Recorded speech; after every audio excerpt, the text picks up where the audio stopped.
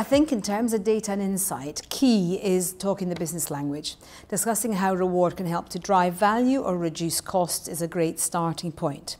Then beyond that, being able to demonstrate and measure the effectiveness of your reward mechanisms is key. So looking at your retention statistics, looking at your employee engagement scores, considering the role that reward plays in those, and most importantly, looking at the free text, because often you get a lot of additional information from that, can give you really useful insight into what employees are looking for and want and need in terms of reward.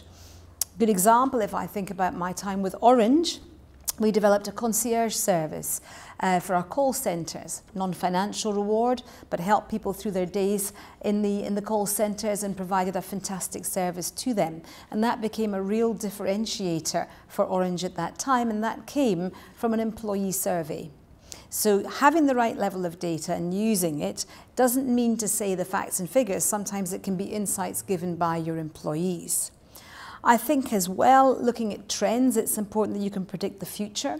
So when you're talking to the board in particular, they are looking for you to have a broader understanding of the reward landscape, what the competition are doing, how you're benchmarking against those individuals that are your key competitors, and most importantly, from a fiscal perspective, what are the things that are going to impact on the REMCOM and the board from a financial perspective in the reward space. So gender pay gap reporting is a good example. Being aware of that, being able to let the board know what's coming and taking the right steps to protect the organisation is really critical for the board, because they are the ones in the firing line at the end of the day.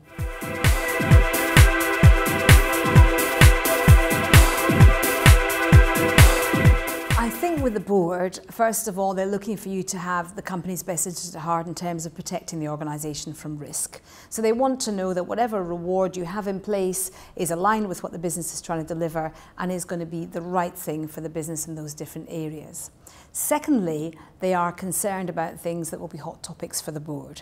So a great example of that is gender pay gap. You know, if that is the subject of the hour, the board want to know what's the position of the organisation. They'll want to know what we're doing to improve that.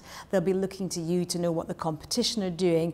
In fact, generally at board level, they expect you to have a much broader knowledge of the reward landscape, of your competition, of the benchmarks and of the trends. So the trick, I think, in operating at the C-suite level in reward is not only being able to develop appropriate and even innovative solutions, but it's around knowing the things that are coming over the horizon and helping prepare the board for that, so that you're really operating strategically as well as operationally, and you're helping them with things that they may face in terms of challenges from the city, or challenges from the shareholders, or difficult questions around the whole reward landscape. They want to know that you have that covered and that the business is ready for whatever may come.